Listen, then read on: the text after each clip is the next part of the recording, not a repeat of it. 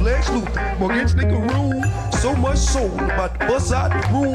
All different flavors, way more than 32. From these shoes, you can't mess with these dudes. Nike Reeboks, about Saucony. Golden Gooses on do. What's up, guys? Welcome to another episode of Soul Brothers, hosted by yours truly, Flex Luther, and none other than Morgan Sneaker Room. Today, guys, we are blessed with a guest, our guy from Saucony, Josh. What's new? How you feeling? I'm good, man. How you guys doing? Doing good. We're here. Dogs in the background, man. Like the dogs decided to start acting up. It's all right. Every time. I got one too. I'm surprised he's not barking either. Yeah. So Josh, we've been in contact for a while. With we've had Jason on, we've had J-Tips on. Yep. Everybody has said that we need to get you on. So we're excited. We're finally making this happen. Nice. Absolutely. Appreciate that. Absolutely. Coming from those people, that's an honor. Really? Yeah, they're awesome. Yeah, no, I mean, Jason's great. Like, I've been working with him for years, and he's one of the wizards and gurus in the industry. Glad people are finally realizing like what an insightful gem he is in this for sure world. Yeah, for sure. So we'll get started like we always do with what was on feet. Flex, what did you wear today? So, we always do our theme episode, so I had to go with the Saucony and Raised by Wolf collaboration. One of my favorites. I don't think it was my first Saucony, because I believe the in clothing, the brain, was my first one. Yep. But grab these, love the cork insole, the details on the bottom. Just a nice shoe, comfortable, breathable. Went with these. That was on feet today. Nice pair. Awesome. Cow. Yeah. Me today, I also wore Sauconys. I wore the Red SD Sneaker Freaker Cushwackers. I was looking for these for a long time, and that's a deep cut, man. It is. This is a pair that I've been looking for a while, and because I had the Bushwhackers as well. Yeah. But every time one of these pops up on eBay, it's either like a 7.5 or it's $400. And so I finally got my size for a reasonable price. So yeah, great shoe right here. And Josh, what's that? 10? What size are you? 10.5. I was just going to say that looks like a 10.5. Yeah. So that's the skill set I have. Yeah. It's like, I look at people and I go and I'm like, oh, what are you, like a size 12? And they're like, that's creepy. Yeah. So it's interesting. Do you ever find like there are certain days where like you're like a half size off for everybody? Yeah. I used to do the same thing. I worked at Foot Locker and like I use that was kind of like my your party trick. Yeah. Yeah.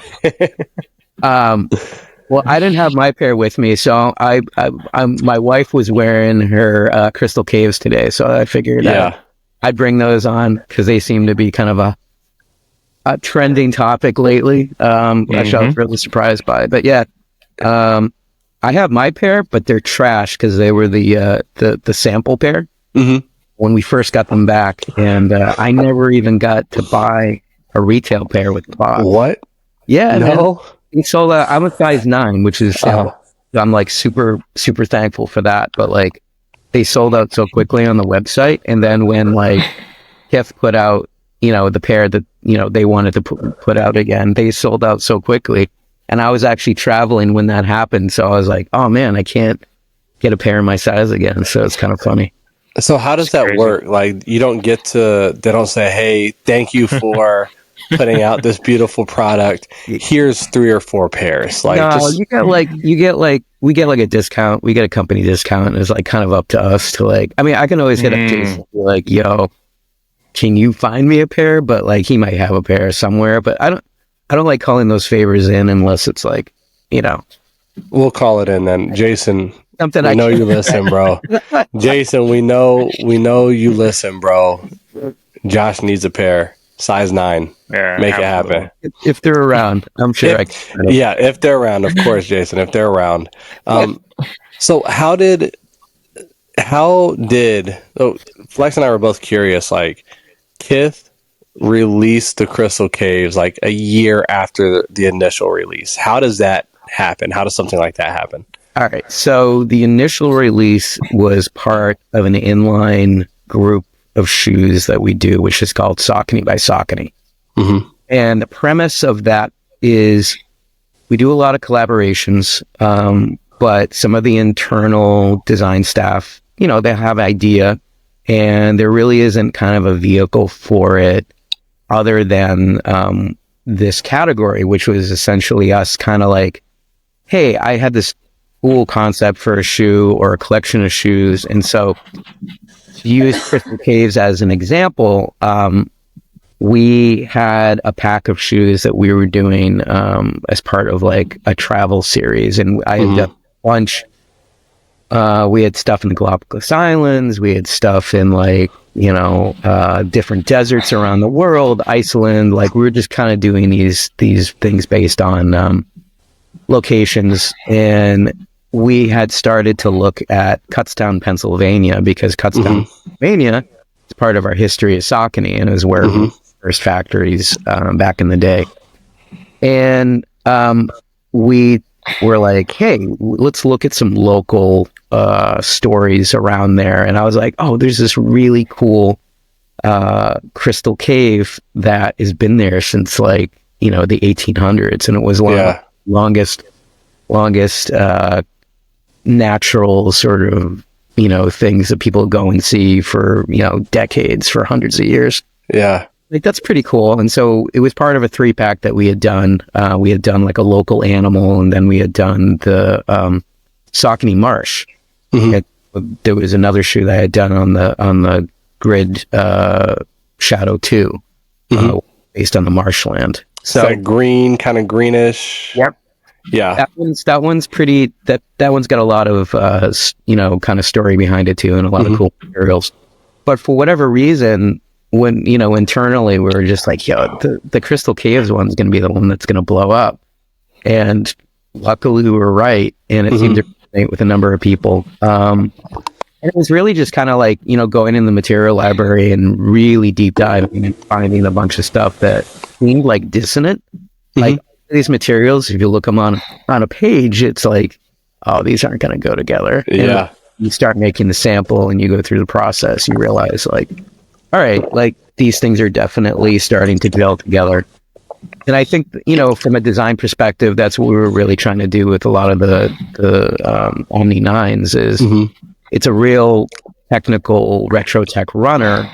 How can we kind of take it to the next level from a material perspective? And so, you know, using stories as the basis for the selection of those materials has really been something that we've had a lot of fun with.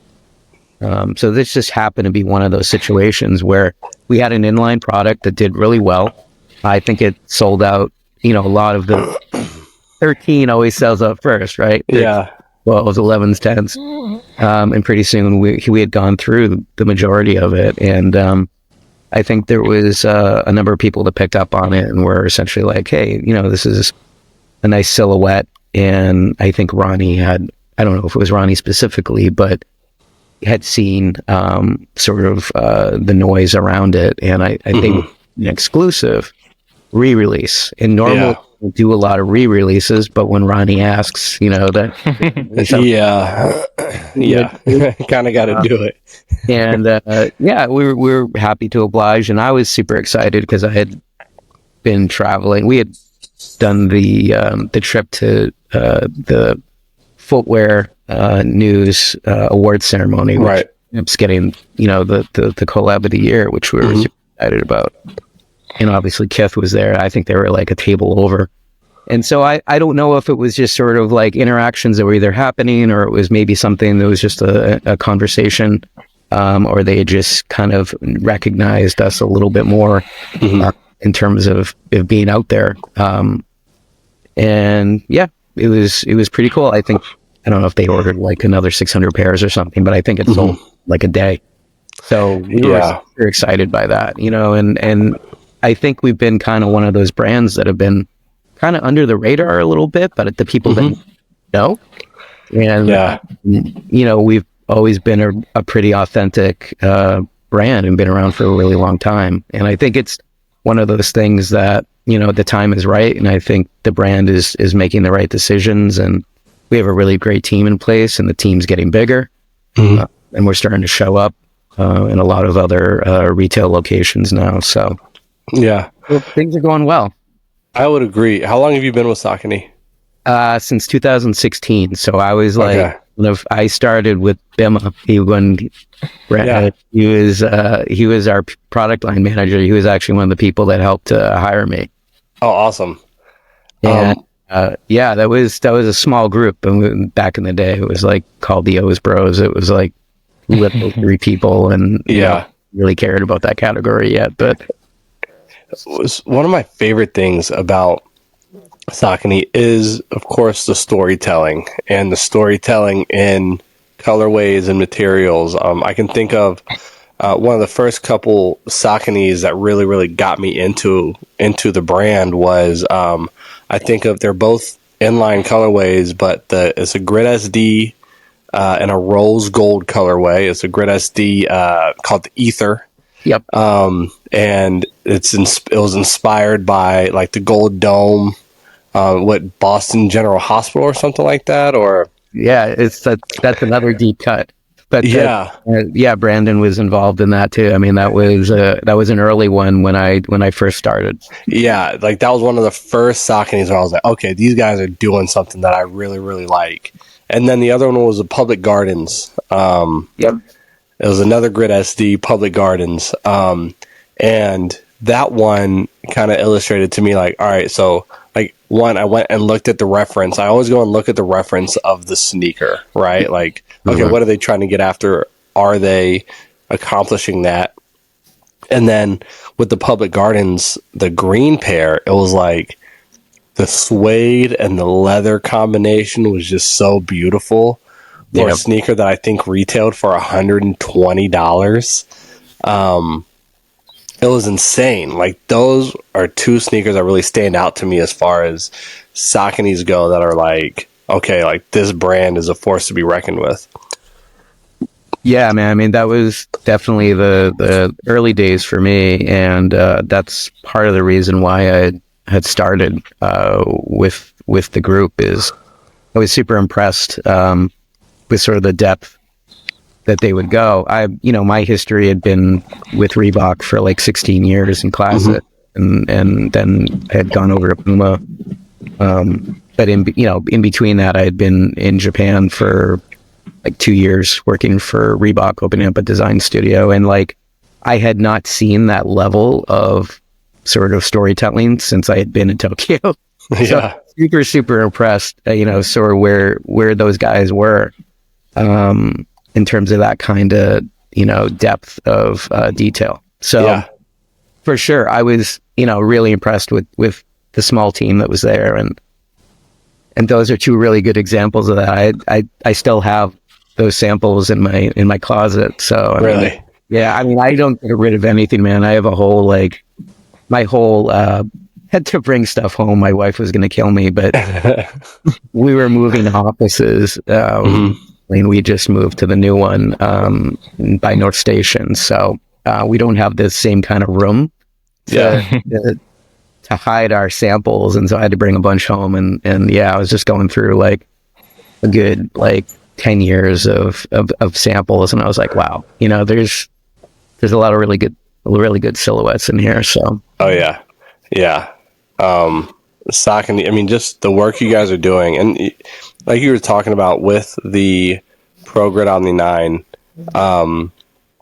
you guys are kind of doing the same thing as ASICS, is bringing back these highly technical runners. But the way Saucony's doing it is like you said, you're mismatching, you're getting more creative with the overlay, with the materials and stuff. Like with ASICS, they're putting out a great product, and some of them are phenomenal, but a lot of the times, as Flex said recently, it's like, white, gray, green, white, gray, blue.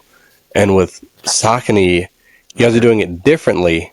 And, even like the Crystal Caves, for example, it's colors that I don't like by themselves.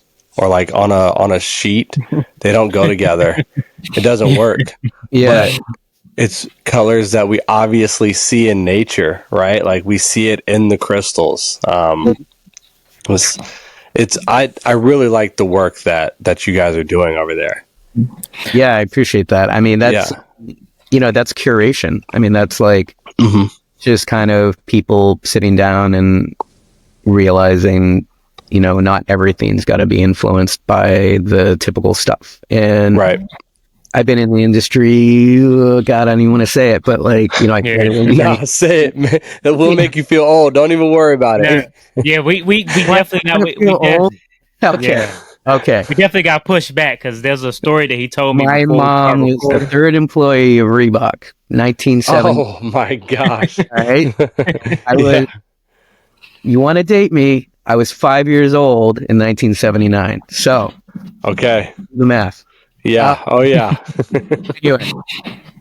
So yeah, she started in 1979, a brand new company, Paul Fireman, and like probably 3 or 4 other people at the time, and it was in Hingham, Massachusetts. I remember this year.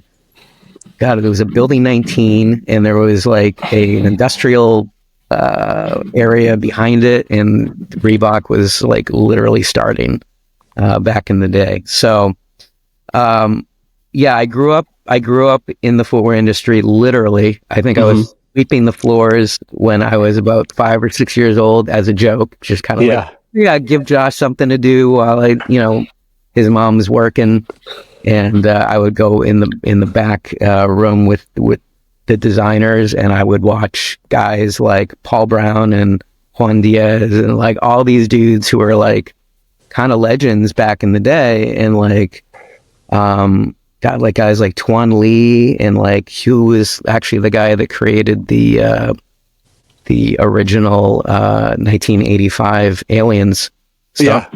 Yeah, the Alien Stompers. Yeah, I watched that being made, like literally. That's insane. So like, and back in the day, there was no, I mean, there were computers to some degree, but it was not, everything was done by hand. Everything was hand colored. Everything was illustrated. And so I wanted, I was drawing since I was a kid, and, my mom brought me in there thinking, oh, he's going to learn how to draw shoes from these guys. And I did. And that was pretty amazing time, growing up in like the 80s, during the early, and then interning in the 90s was another golden age of that period. So talking about guys like Steve Smith, and like, I saw the Fury back in 91 when it was like a sample. I mean, that's amazing. So, growing up in that industry, you pick up sort of like the DNA and sort of the design ethos of all these great masters. You don't realize that but like 20, 30 years later, you're like, wow. Okay.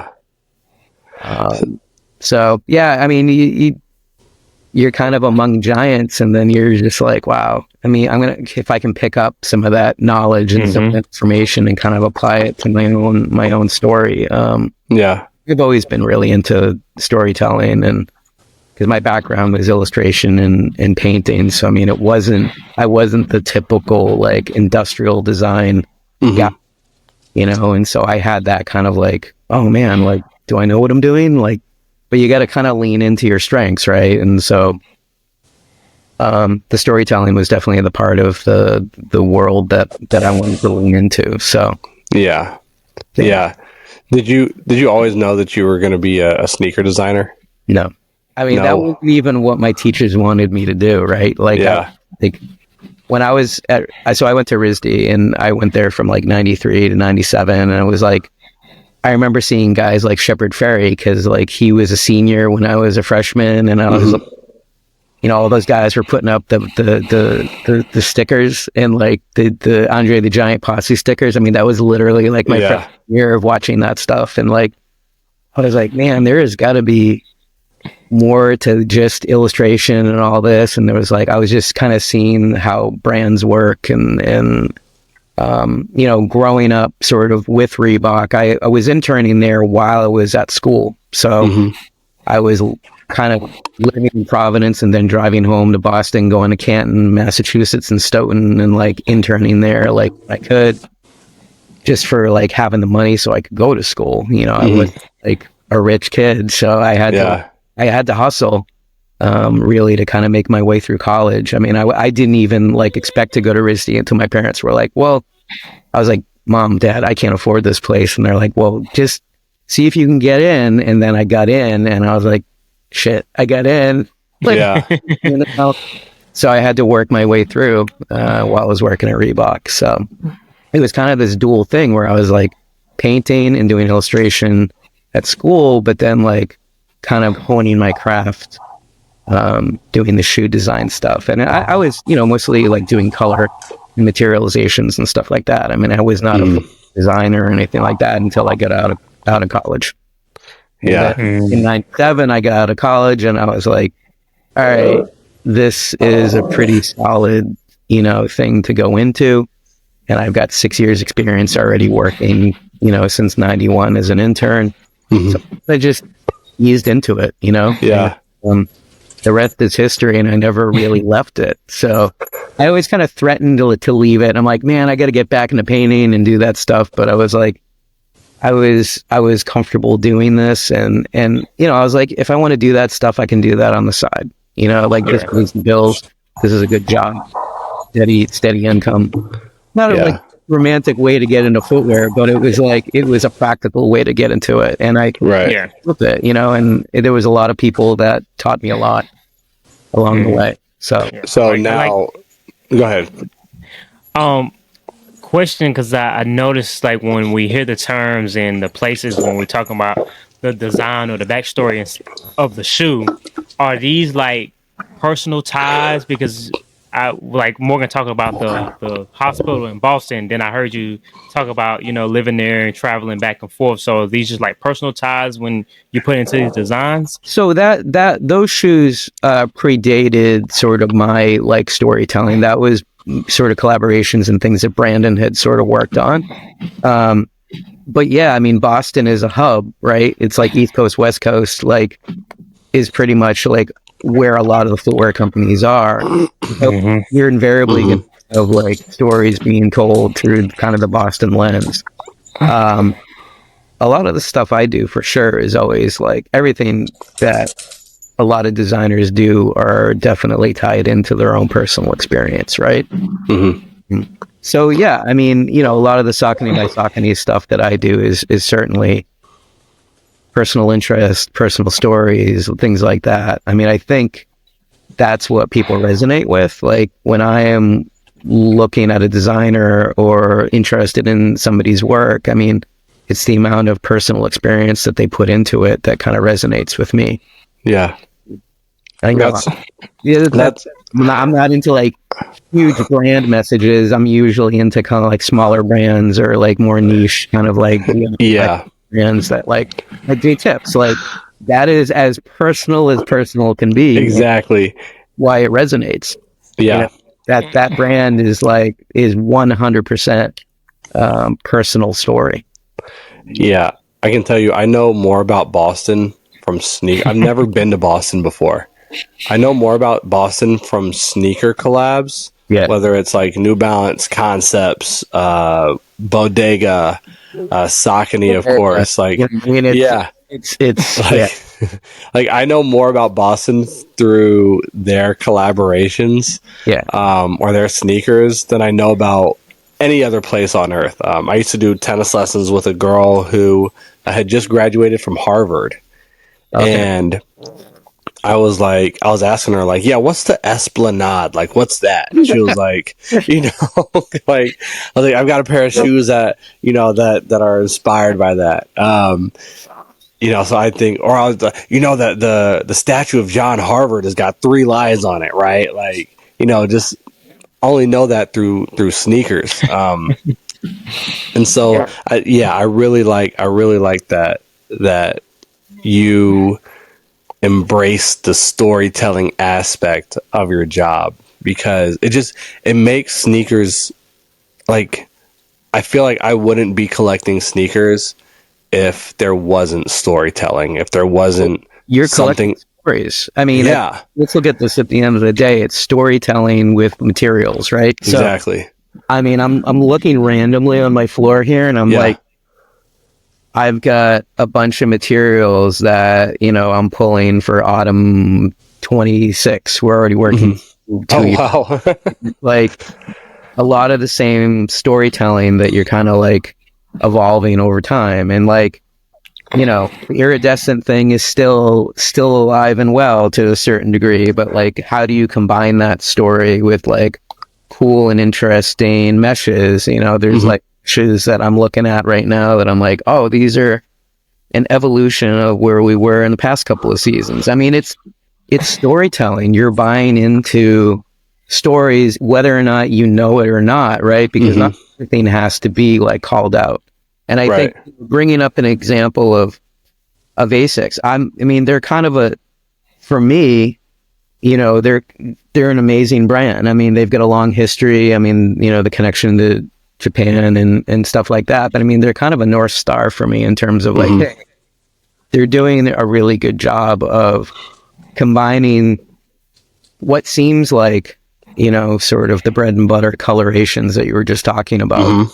But then something that comes out of left field and you're like, whoa, like their collaborations are on point. Their associations with designers are totally on point. I mean, there's things that they do that I would love to be able to do. And so I have a lot of respect for that brand. And that's for sure certainly one that I personally kind of look to and be like, all right, like, what can I do to kind of bring to the table? Maybe I don't have that, you know, that same level of collaboration yet, or, you know, our brand's not there yet, but we certainly have the history and we certainly have the deep archive. I mean, there's a lot of cuts that we really haven't been able to even hit upon yet. But I mean, the Omni 9, man, I mean, that's a solid shoe. I'd put that up against anything that ASICS have, you know? I agree.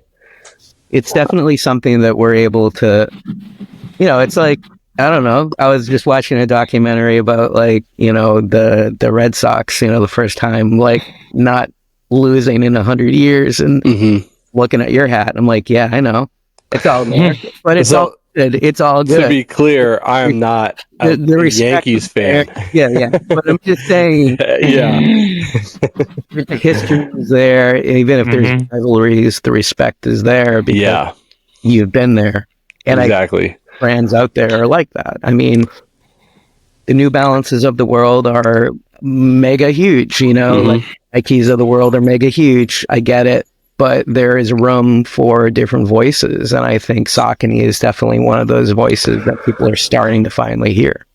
And there's a relationship there between, I believe, Saucony, ASICS, New Balance, even throw Diadora in there, where it's like, okay, my first introduction, because I was a big Jordan and Nike guy when I first started, and then I saw the Salmon Toe Gel Light 3, and it was just something so beautiful about navy and that pink and like how rich the navy was and how rich the pink was, and you know, that brought me onto kind of the runner side, and then I started exploring more, and I'm like, oh my gosh, like Saucony's got something going on. New Balance is more than just gray sneakers, right? Like they've got things going on. And so there is a relationship there where it's like, sure, every brand is trying to do what's best for them in a way, right? But I think that there's a lot of crossover in the customers of Saucony, ASICS, New Balance, and even Diadora. Yeah, I mean, look, I mean, everybody's pulling from the same zeitgeist, the same point in time. Like, thing is kind of like, I don't know. I've always felt that the trend really has been that there is no trend anymore. I mean, I love it. What you decide is your authentic story. I think that kind of reflects how society is, and I think that reflects where the world is going. Things have been fractured into so many kind of like little pieces that everybody is sort of building their own concept, their own story, their own, you know, tale to tell. And I think it was very different years and years ago, but I'm really excited to sort of where brands are going, because I think kind of like a crossing of the streams in a way. For sure. Yeah. What would your sneaker collection look like?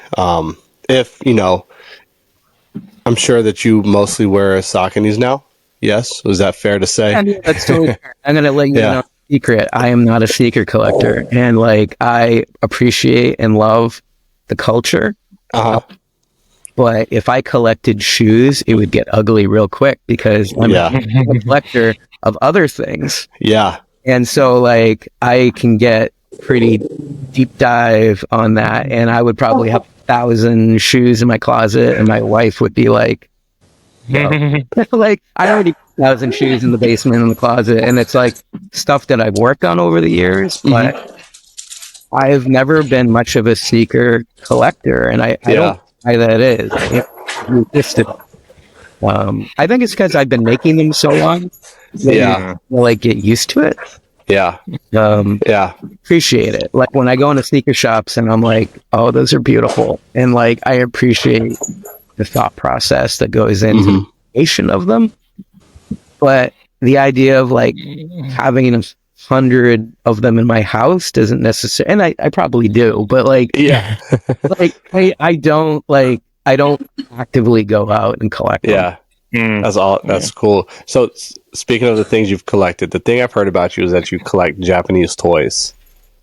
That's what everybody always brings up. Is like he's got this great Japanese toy collection. So I've been collecting that for a really long time. I mean, I actually, if you go on my Instagram, I have a link to like my other pages, which is like my Mint in Box movie page, and my we just put out a trailer because I just got back from 2-week not even a vacation. The first week was vacation, but the second week filming, and I've been working on a toy documentary. It's got to be over 10 years now, and like we're finally getting to the place where, and it's expensive to put a really good documentary together. I had no idea. But I've been working with my buddy who I've known since I was 11 years old, who is a maker, and he was like, "Yo, we should work on this project he'd been wanting to work on forever." And I've been in the vintage toy culture since the early 90s, and probably as long as I've been like working on shoes. So I remember doing like weird, like, I mean, I'm wearing like old anime shirts and shit since I was like, a teenager. And I remember putting like and then seeing like all these guys like Travis and Kanye and like all Eric shirts and like all this stuff. I was like, man, it's all connected. It's like, I'm not as nerdy as I thought I was, seeing it kind of validated with people later on. And we're all around the same age anyway. So I was like, oh, cool. We grew up with this stuff, and it's all connected. And I believe that, like all this stuff, my love of like, look, like,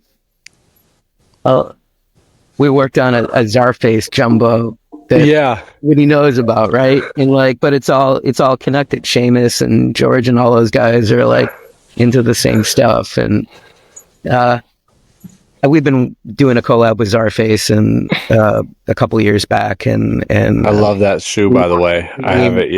Those guys, I mean, they're part of the same culture. I mean, like the hip hop perspective, but like they're part of that like love of Shogun Warriors and Japanese toys and Cross and Robotech and all that stuff we grew up with back in the 80s. And I think it all interrelates, right? Like it's part of that same thing that I was talking about before. And like, I know I was talking to Steve Smith like a couple weeks ago when he was out in Boston. We were talking about like old anime and like toys and stuff that we grew up with. And, that guy is like the king of the mountain, like a shoe designer, it's like, but it's like, I grew up with him and I'm like, hey, well, let's just talk about nerdy stuff that we remember back in Boston, back in the 80s. And that's that we like have a fond memory of, there's no hype.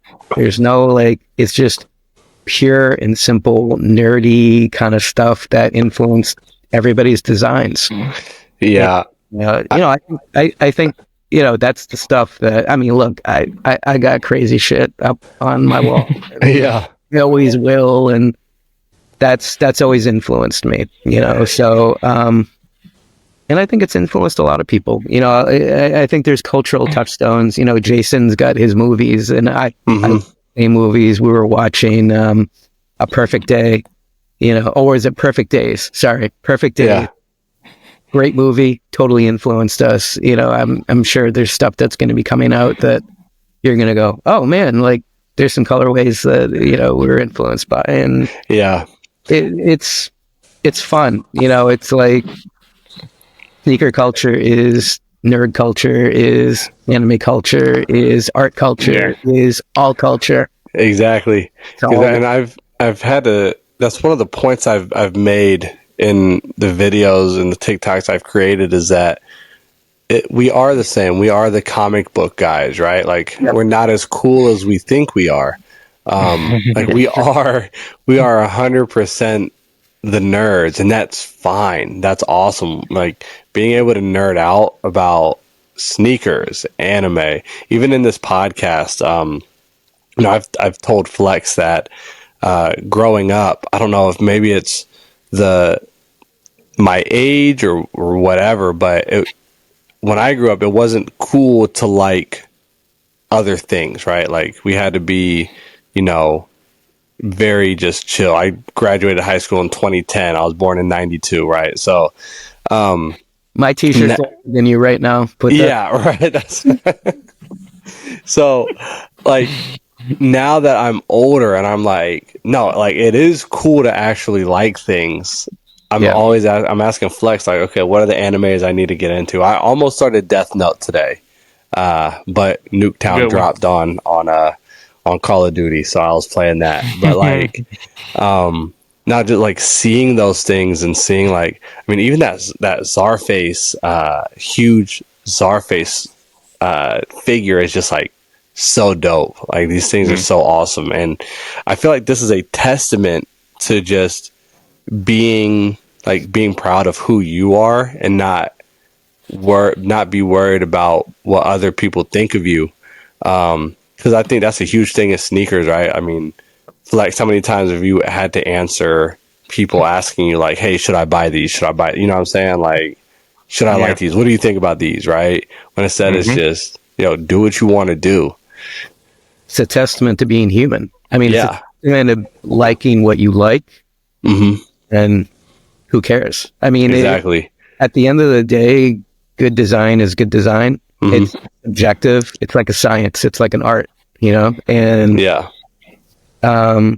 you're drawn to what you're drawn to. And I think, I mean, my man, I'm born in 92? 92, man. I was born in 74. So it's like 92. I mean, that's when I was in high school. And like, those are the things you think about. You're like, oh man, I'm influenced by other people and what they think of me. And I was in art school all day because I didn't want to go to the lunchroom, because I didn't want to get made fun of, because I wasn't like a cool kid, and hang out with all the skaters back in the day. And like, you hang out in the art room because like, that's your tribe, and like you hang out with your tribe. And like, I'm always amazed and kind of happy of how culture has evolved to the point that you got to realize, like back in the 90s, it might have been cool stylistically, but like people were not, sort of as kind as they potentially are now, and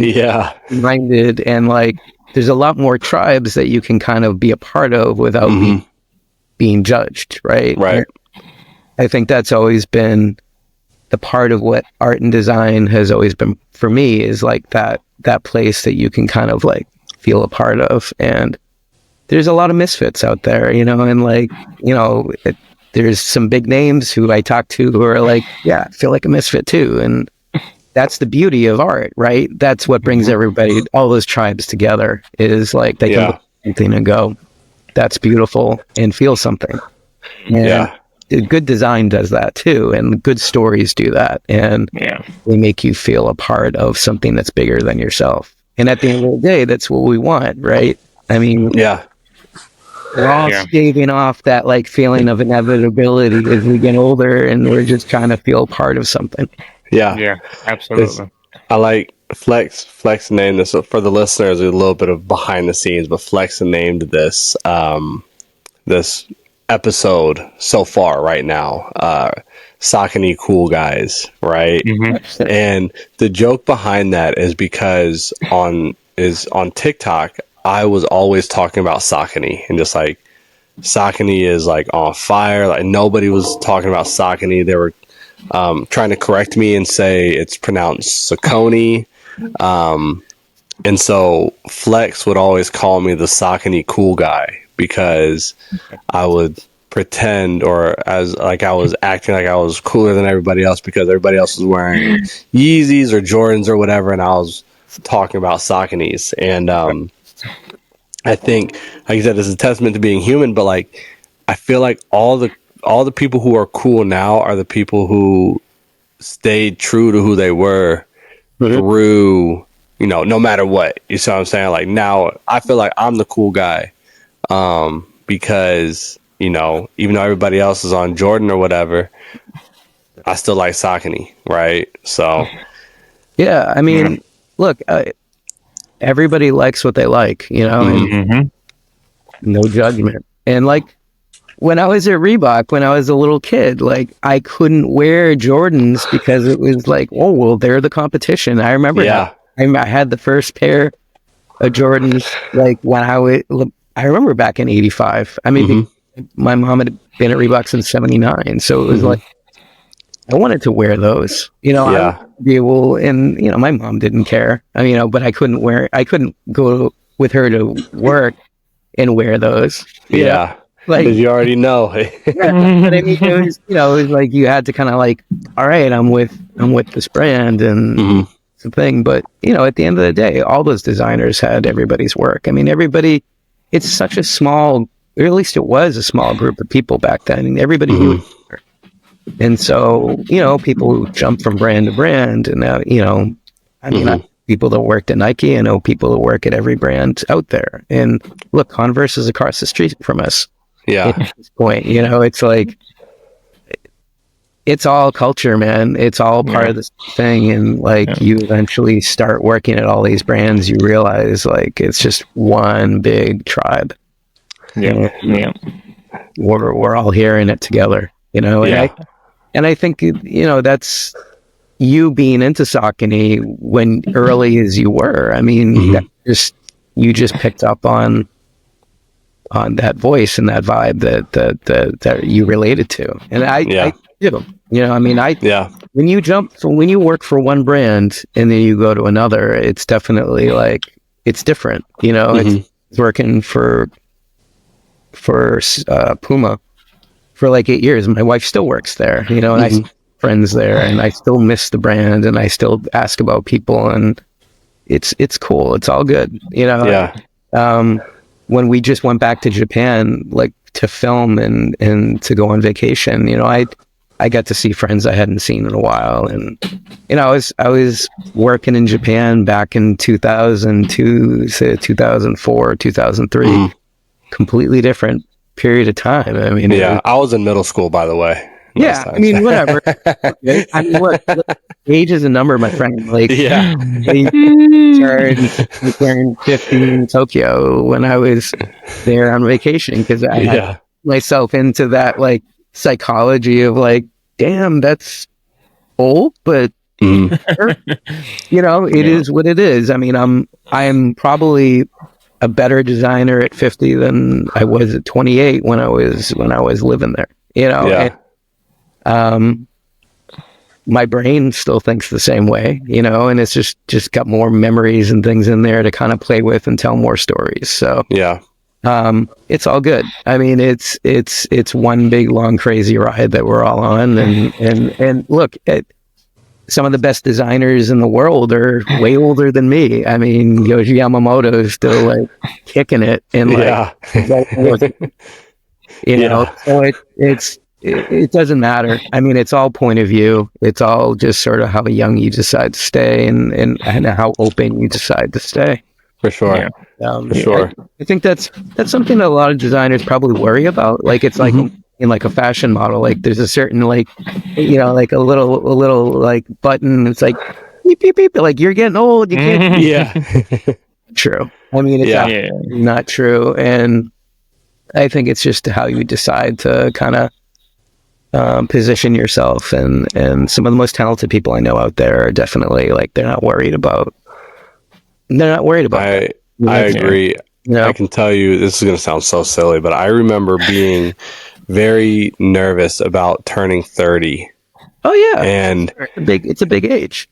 And now I'm just like, I feel very comfortable. I feel younger at 32 than I did at 25. At 25, I felt like I needed to be an adult. And now I'm like, I'm going to be who I am. And that's somebody who likes wearing Tyler, the Creator Supreme tees and sneakers. I'm a full-time tennis coach. Like I like wearing sneakers when I teach tennis, and I like, you know, talking about whatever cool TikTok dance is going on, right? Like, I don't know. I feel that, you know, that I just feel younger now.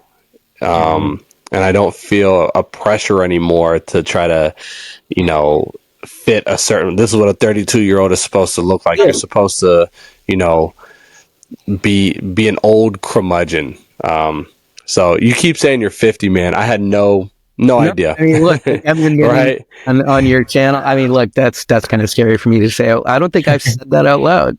Yeah, you know, like it is what it is. Look, Tyler, the Creator, just jumped on top of Converse the other day, like that for me. Oh yeah, how was that? Did you see it? I missed it. It was literally.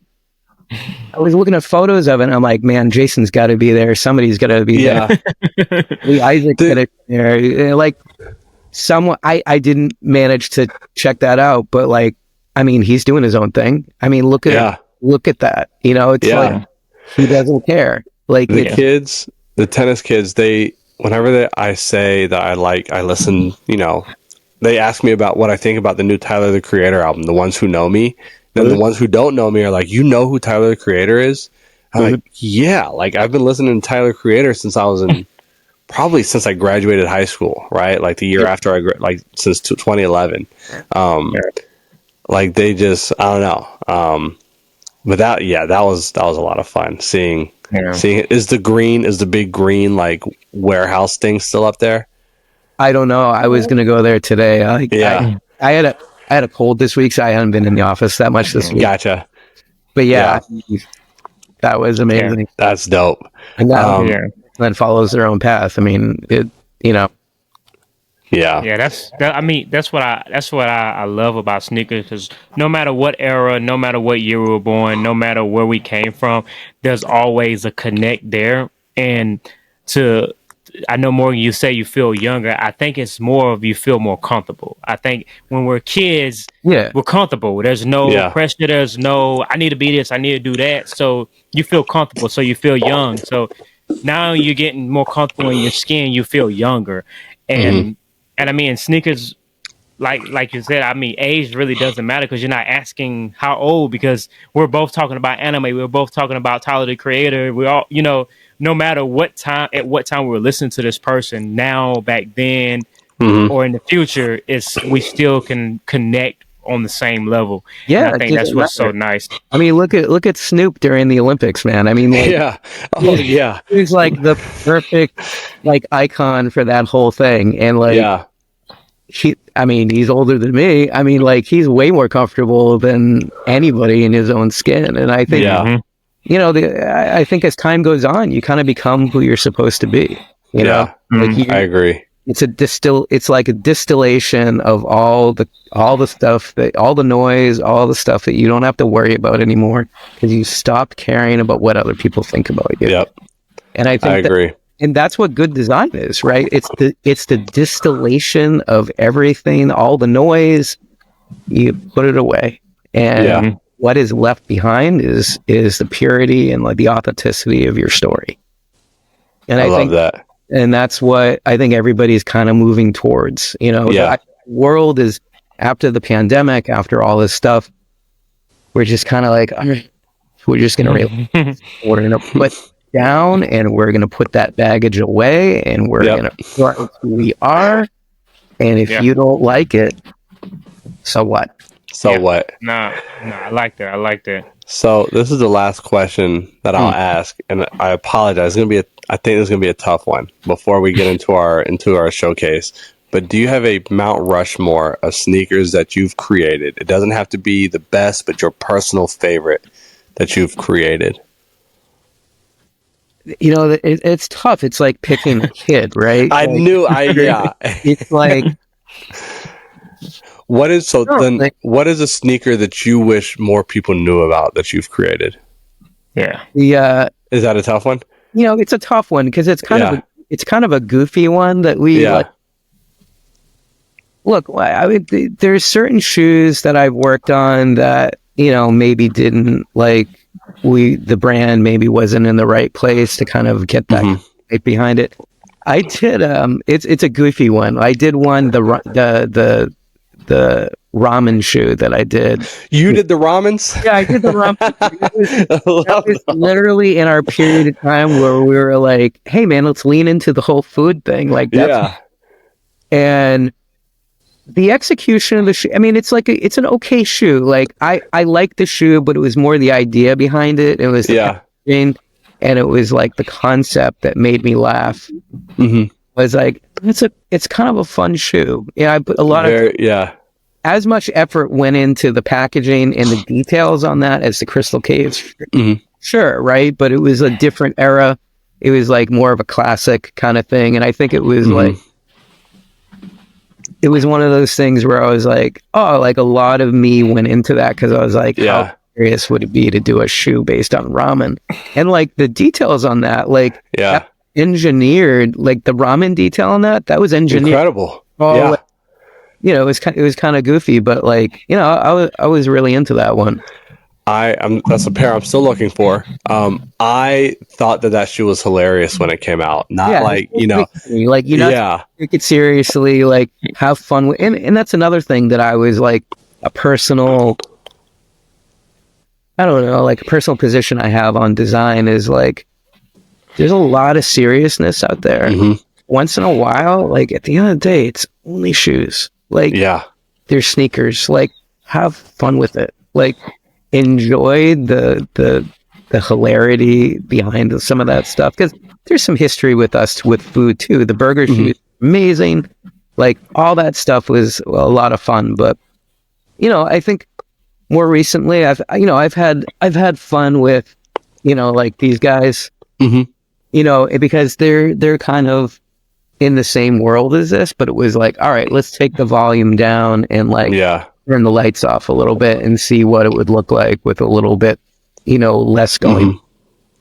And then there's stuff that, you know, not to lead into the future too much, but I mean, there's stuff that we're leaning into in the future that goes back into our past a little bit more. Yeah. You know, I see there's a push kind of into the 70s and early 80s again that I'm starting to see from brands that we have an authenticity in. Yeah. I was gonna say, I keep seeing that spot built being we're kind of flirting with the spot build a little bit, like I mean, that's about dirty as you're gonna get, right? Yeah. At the end of the day, but that was part of our history, and that was you know, who we were, and lean into it. Yeah, for sure. So I can feel something. As Saucony's trying to send us a message about, hey, the spot build is going to come back in full force. They have that message has been received loud and clear. So let's get into our showcase. This has been fantastic. Flex, do you want to go ahead and go first? Yeah, I'm pretty sure you didn't bring this one out because I figured you would know I'll pull this one out. I always put it behind me. I can't see it because there's three on the screen. Because it's grainy. I got you. So my showcase shoe is definitely the Crystal Cave. Like I said, this was a shoe that I was wanting. I was looking for. I was hunting for it. Got news of the re-release. I was like, yeah, I'm gonna grab them. So as soon as that happened, I hit Morgan. I'm like, did you know this was happening? But Absolutely love this shoe. And I did a video on it, and I was looking into the research, and there was something about a unique box. And I got a quick question. So is each box unique to it? So, Is all right. So each box was unique to that story, the Cutstown kind of story. So we had, and that was a box that was done by our good friend Luisa, who is a designer from Italy. And I worked with her for a number of years, and she actually worked for Diadora. So a lot of the Diadora stuff you were talking about, she had worked on. An amazing designer. And she had actually done all the boxes for that. So she had done the Crystal Cave, because I was like, I want you to work on because the boxes are another part of the design process. Yeah. It's fun, and you can tell a lot of stories behind that, and there's a lot of hidden meanings. And so she had hidden sort of like a bunch of things on the box, and I liked it because the box designs actually kind of reminded me, because I'm like kind of a bit of a JR token nerd. Yeah. Like it looked like the maps in token books when you open up the books, and you can go oh, there's Mordor. It looked like there was some cool elements to that I really liked. So yeah, I mean that was another thing. But yeah, I mean those boxes were a little different on the 3 different shoes. Yeah. And I want to talk about the special process for the coloring on the mesh. I read it was like a special process that was used to get that color. Can you kind of go into detail about the process? So the actual, are you talking about which part? Are you talking about the purple, like within on the toe box? Yeah, but beyond that, the purple, Beyond the purple, that sounds like rock album. That's probably like about Prince. Beyond the purple. Yeah. So that's actually a material that was kind of existing. There's a company called Paiho, and I'm looking at a book right now of their materials. It was a material that was kind of existing in one of their mesh books, but the colors that didn't exist yet, right? So I was looking at the surface treatment of it, because I really, really like the surface, kind of like that, like shiny nylon material you get, because you got that 2-tone effect. I was like, man, that just looks really nice. And I was just kind of think what 2 colors could we put together and I used that kind of like iridescent blue with that purple that I thought would look really cool. That crystal, that like refractive look to it. And so there's lots of materials, so for example, there's like these synthetic materials that have that kind of anodized refraction to them, and they're just beautiful, and so that was something that I was like super excited to kind of like lean into a little bit more. And we hadn't done we had like iridescent materials and stuff but we had never taken that iridescent look and put it kind of like on a 2-tone. The mesh. And it had that like retro vibe to it, because there was a lot of meshes back in the day that kind of had that like big air mesh look to it. But I was going a little bit more for that kind of that elegant look that you were getting out of that. Do you feel like you nailed it? Do you feel like you nailed that shoe, or are there still things that you look at it like, oh, I wish I would have done this? Look, there's always things you're gonna want to redo, and there's little things. There's like when shoes start to wear down a little bit. You're like, oh, like I wish that looked a little better over time, but I think the shoes that I was wearing, they were definitely ones that were the original samples. So compared to sort of the production ones, I think the production ones came out a little bit nicer, and I'm pretty pleased with how they look. I mean, I think 1 out of 10. I mean, they're like an 8. they're at 8.5. Yeah. I'm like, yeah, they could always be better. And I think there's stuff that we're working on that are kind of, that I can't do, that I think we learned some lessons from. Like, well, we'll be waiting. Do you have a 10 in That's mind? a good question. Do you have a 10? Yeah. Never, I look at other people's work and I'm like, that's a 10, but like, you never want to think that way of your own work. And we're hovering around a 9 with some things that I think we're working on. But all right. At the end of the day, that's going to be up to you guys. We will talk to you again and see like when those 9s drop.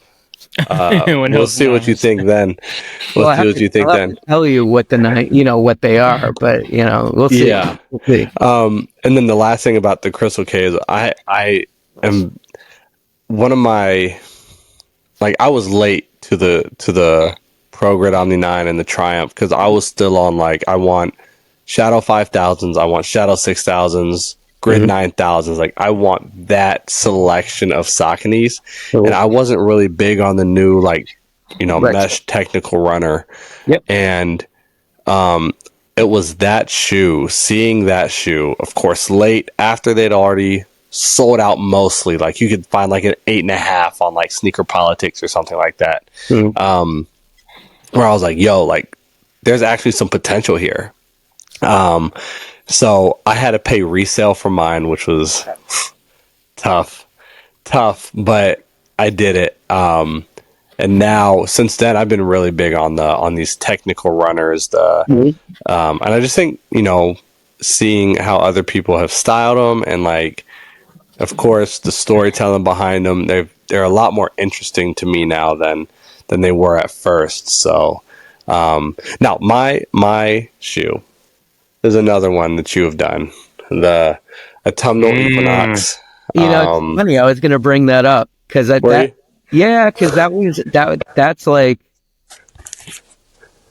I'll let you talk about it. Yeah. So these, I mean, the same thing. I mean, under the mesh, under this, you call it an air mesh. Is this like this over mesh on top? I can see like there is like this shiny, beautiful burgundy, like just the way you put these colors together that are very, it is autumnal equinox. Like, it is, fall colors right here. There's blues, golds, like beautiful, beautiful shoe. This is my showcase sneaker of the day. So yeah, I want to hear what you have to say about this. So, yeah, I mean, so I grew up as like a goth kid. I was into hip hop, but I was into like industrial and like, like all that stuff. And so I grew up in Boston, kind of going to Man Ray and like all this like, interesting music growing up as a kid. And for me, I was, that was kind of like the flip side of where we were with like the Crystal Caves, because I was like, all right, let's go into kind of like an even like more like, I don't know, darker realm with this, and like with some of those like, those blood reds and those like, more interesting kind of color combos. And I was like, so, where we started with the purples and sort of the chartreuses and that. And so I was like, all right, let's see if we can like do something along those lines, but maybe with a different color palette. And so kind of like went back into my mind of like sort of those oxbloods and sort of like the stuff I grew up wearing with like the Doc Marten colors and that. And that's where some of that came from, and just kind of going into that more like dark spirituality of like the autumnal equinox and like, it's sort of that like Earth Mother kind of like the stuff that Jason had kind of gone into too, with like some of the that he had done with like the astrological stuff that he had kind of leaned into. And so I was like, I'm influenced by that too, and let's see where we can go with that. And so that storyline for me was kind of leaning into that more spiritual side, that more like Mother Earth vibe. And that shoe in particular was definitely one of them. Like, could I do a Crystal Caves kind of like esque part 2? I didn't want to like rip it off. I kind of wanted to lean into it a little bit and see where some of the colorations were going to go with more the autumnal fall colors. Yeah. I thought you executed these beautifully. And with it has the symbols on the tongue. This one with the moon waxing and waning, I guess, is the best way for me to describe that. Yeah, there's some alchemy kind of going on there. The definite stuff. I could tell it was a little more than like just beautiful. It's fall pumpkin spice. Like, which Saucony does have a pumpkin spice. Shoot, I don't even remember the model. It was a great SD. Pumpkin spice shoe was really dope. I mean, that was actually designed by one of our designers, Maura, who like did a really great job on that, and she had done a really great silhouette. Look, the pumpkin spice could have been like really lame, but it was really awesome. It was really, really good. Really good. It was one of those things that I was like, again, the team at Saucony had decided to kind of lean into like the cool aspect of that rather than like cliche one. Yeah, they did a nice job with those. I still have those pumpkin spices somewhere in here. I haven't even worn them yet, but they're so nicely made. The leather on those and the nubuck and like the suede. Again, we had Wolverine suede, and actually New Balance bought it and owns it now. But we had Wolverine suede for the longest time, and a lot of that material was really, really nice. And that's what I really liked about Saucony when I came in from Puma, was that, the Puma suedes were really great and all our material was really nice, but the suedes at Saucony were like buttery, like nothing else. We had our suedes. Pound for the amount of money sometimes that we would spend on a material was really, really kind of wacky. I mean, like the costs that we put into some of the shoes that we do was, we were just able to do it, because we had a company. So the FOBs and the costs on some of those materials we drove our developers crazy. Kathy, our developer, who I think was known because of the recent videos with the collabs that we were doing, Aside Gun. She was on some of those videos. Our developers are just amazing, like Dion and Kathy and like that whole team. Like, they are just really, really good developers. And I think we've been lucky, we've been really lucky to be able to do some of the materializations that we've had, because they've had the patience to really us on that stuff. 100%. All right, Josh, do you have anything for us? I don't. I really appreciate you guys reaching out. Jason and Jennifer and everybody had just said some great stuff about you guys, and I'm really thankful that you thought to reach out and of course me for a little bit. Of course, man. This is a pleasure for us, because like I said, Flex and I, the reason our tastes when we first met were very, very different. And the common ground that we could find was we could both nerd out about sneakers. Like, we are truly sneaker nerds, and we might not know everything, but we want to know everything. Like, we want to get the information as much as we can. That is, I'd be happy anytime you want to. You ever want to deep dive onto something? Let me know. For sure.